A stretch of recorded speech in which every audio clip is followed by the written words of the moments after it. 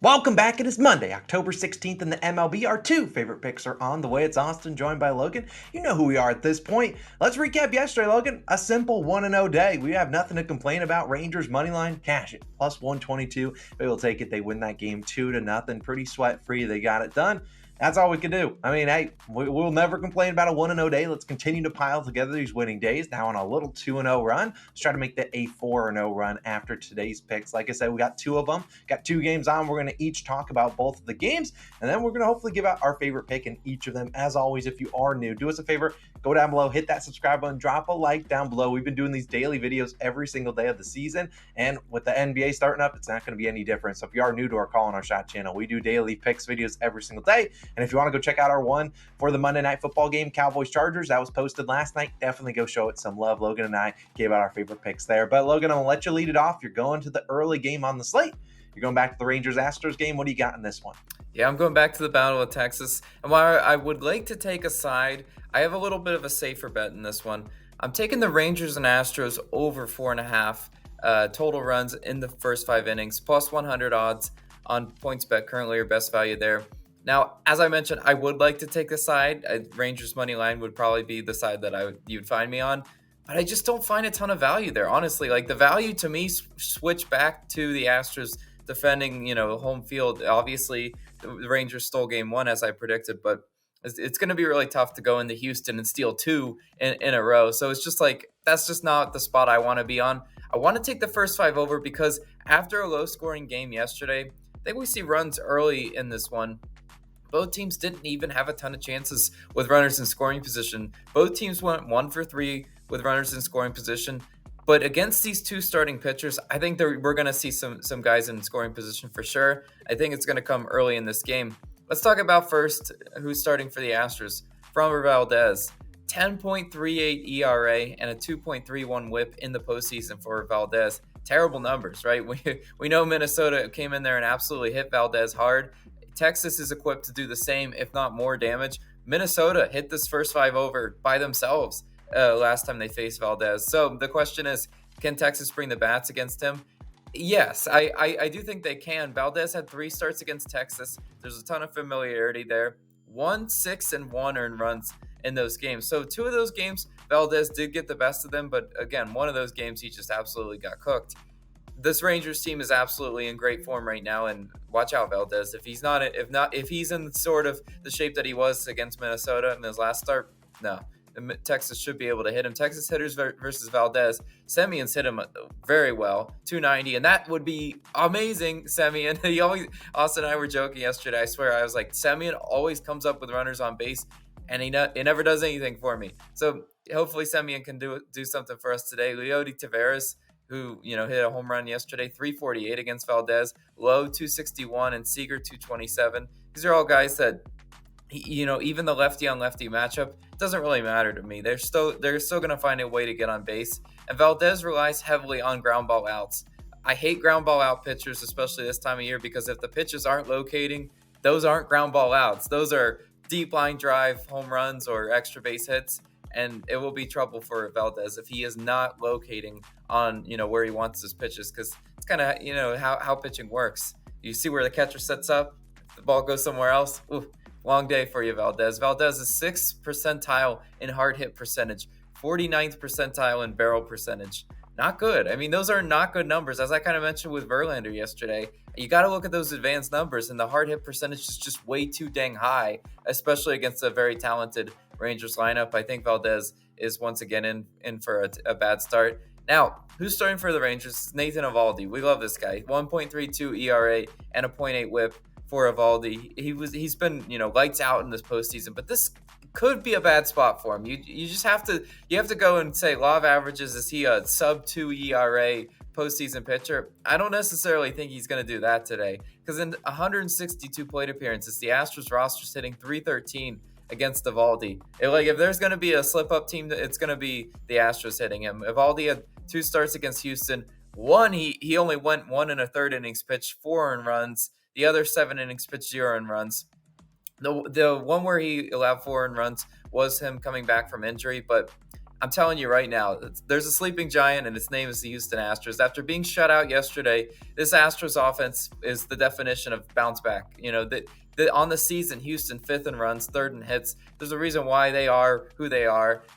Yesterday doesn't even probably faze them. They've been in the postseason. They have enough postseason experience to where they're like, all right, guys, we just didn't have it yesterday. Can we come over and have a bounce back against Nathan Eovaldi?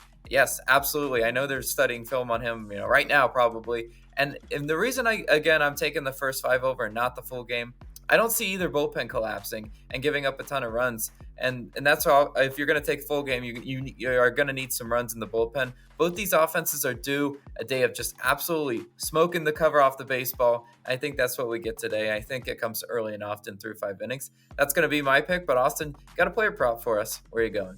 Yeah, I'm going to go to the Phillies and Diamondbacks, game 1 of the NLCS, and I think this is going to be a really, really good series. I don't have a play on, the side and total because I don't see a ton of value there, but I will talk about who I think wins this game. But for my player prop, I'm going with Zach Wheeler, the Philadelphia Phillies pitcher, taking us over 1.5 earned runs, which is minus 125 on BetMGM. Now, the next best odds, if you're not on MGM, I see minus 127 on Caesars, minus 135 on DraftKings. For my FanDuel bettors out there, I don't believe they offer an earned runs prop. So this is how I would pivot to it. I would take a first to 5 same game parlay. So you can go to the first 5 innings tab. You can take these 2 legs there. It's an alt run line and an alt total. I like the alt run line of Diamondbacks plus 2.5. And I also like the over 2.5 in the first 5, which is minus 104. I think that's pretty solid value for my DFS people out there. This is on PrizePicks, Underdog Fantasy. It's on Sleeper, probably on almost every DFS app because it's not too juiced on the books for them to put it on there. I think it's a really good one if you're going to put it in any of your entries. But let me talk about Zach Wheeler though, because I know a lot of people, especially the Phillies fans, are going to be like, you're coming at Zach Wheeler. And well, I'm not. I think this guy's a really solid pitcher.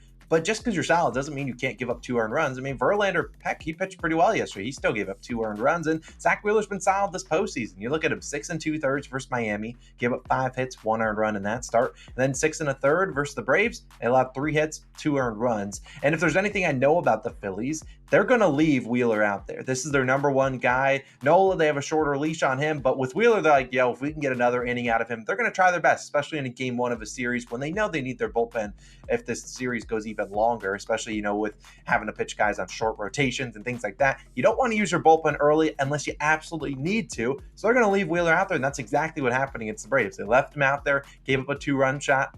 Those were the 2 earned runs, and I wouldn't be surprised if the D-backs get to him early in this game. I mean, this is a D-backs team that is scorching hot in the postseason. We'll see if the bats can stay warm. If they can stay warm throughout this little, couple-day break, I think we got a good one here. And Wheeler has pitched twice versus Arizona this season.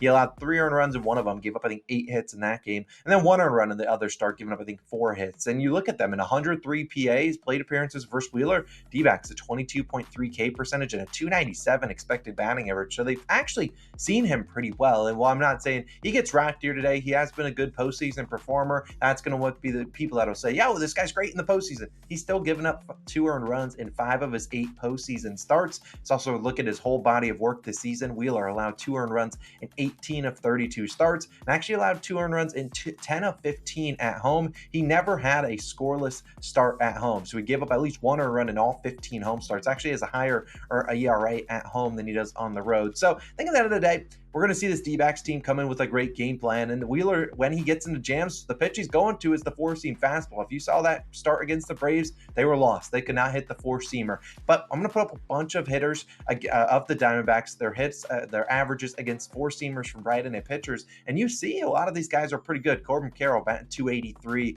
Marte 297, Pham 277, Walker 307. Speaking of a guy with great splits against Wheeler, is going to be Christian Walker. He's like 9 for 17 with a couple doubles and a home run against Wheeler. But the guys on the screen you see are probably the top 6 that probably are in the lineup for the Diamondbacks tonight, and they've all hit 4-seam fastballs from right-handed pitchers pretty well, and that's going to be the number 1 pitch they're going to see from Zach Wheeler, who throws that about 43% of the time. If he wants to switch to off-speed stuff, then he's going to have to locate those pitches, because if you don't locate them in Citizens Bank Park, a very hitter-friendly ballpark, they're going to put it in the seats. We've already seen the Diamondbacks be able to hit home runs this postseason, and we've seen starters really struggle against the Diamondbacks this season. I mean, we're talking about 4, 6, 3, and 4 earned runs. Those are not scrub pitchers either. I mean, talk about guys like Corbin Burns going out there. Freddie Peralta, I think, was one of them. I think Clayton Kershaw was one of them too. So it's not like I'm talking about the worst pitchers of the world going out there and throwing. These are actually good starters. And think about that Dodgers series. they only had the longest guy go in there was 2 2/3 from Lance Lynn, and he still gave up 4 home runs. And so I think, while, yeah, Zach Wheeler's pitched better than all those guys have this postseason, it's still a new day. There's no guarantee that he's going to be as locked in as he has been the previous 2 starts. And like I said, he already gave up 2 earned runs versus the Braves team. And so I think at the end of the day, I know Wheeler, everyone's going to be on the Phillies. And I'm not saying the Phillies lose this game. Heck, they could win it 10-2 as long as those 2 earned runs come against Wheeler. I don't really care. I think this is going to be a close game. I think the D-backs have a chance of stealing game one. I think that if they are to steal one, it's going to be here with Zach Gallen on the mound. But I don't really want to trust Zach Gallen. I don't want to throw a long shot plus 150 on Diamondbacks money line. I just think if they're going to win, the offense has to show up, and I think they certainly can tag Wheeler for 2 earned runs. So I like my prop. I think we got a great chance. Logan, any thoughts on that game before we head out of here? Yeah, that game's a tricky one because is there a ton of value on betting Phillies? No. You would have to take the run line because, and the reason that I'm not picking it in that game, by the way, I'm a homer. So there's a lot of bias here. But I like the angle you took, Austin, because as you did mention, Wheeler's one of those guys that the Phillies do give a really long leash. Sometimes when you give a long leash to a guy like that, the run opportunities, third time through the order, they're there. And Wheeler, all it takes is really one mistake pitch with a runner on base. That's 2 earned runs just like that. So I really do like your angle. I would lean Phillies. Is there any value on leaning Phillies? No. But I think we got a good player prop. I just want to say, I think we cooked up a 2-0 card today. Hey, let's absolutely do it. We've done pretty well this postseason. Let's go 2-0 today. We'll be back again with some more picks tomorrow. And of course, as always, if you want to go check out our Monday Night Football video, Cowboys Chargers, boom, it's on the screen. Go show it some love. We love you guys. Let's have a great MLB rest of the postseason. Let's dominate these starts of these series. And we'll see you guys back in tomorrow with some more picks. Austin and Logan signing out. I'll see you tomorrow. Peace.